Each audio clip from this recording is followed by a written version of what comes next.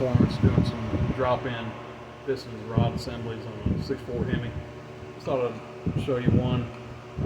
Just let you know this taper ring installer is by far the best thing to use to install your pistons.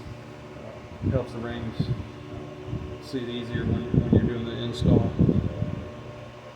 Now these rings here, of course, are a little bit of a pain to get started in there because they're such thin rings, so you have to just work with it a bit. Let's see if we can get it going here. What I try to do is get the back side here started, squeeze it in a little bit, just like that. Of course, double check, make sure that your top ring came out.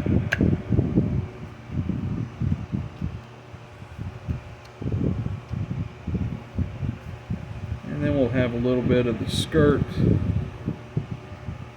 hanging out here to get started in the cylinder. Of course, lube your bearings.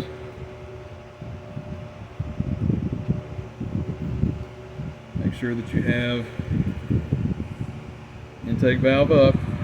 It's one thing doing these 6.4 Hemis or 5.7, if you're doing the drop-in pistons and rods, it's real simple.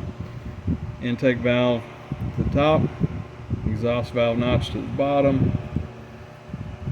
Make sure that your chamfer going to the left. So basically you're going to have the chamfer going against the throw on the crank on the driver's side, and then on the passenger side, of course, you know, the rod's going to be reversed the other way. And we'll get this started in here. Always leave a little bit of the skirt out. And of course, we've got the cylinder pre-lubed. Use a little WD-40 light oil on the skirts.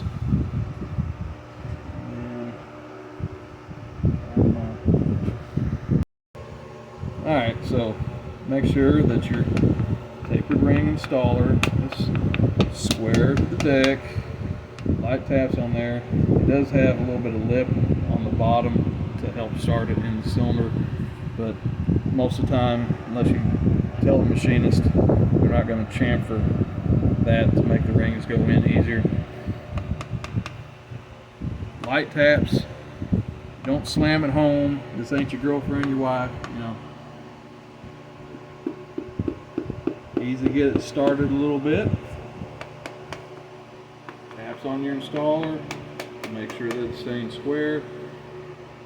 And that's it. Just light taps to drive it home, and check underneath, you know, to make sure that it's not near the rod, which we got the crank turned all the way down, so it's nowhere near that.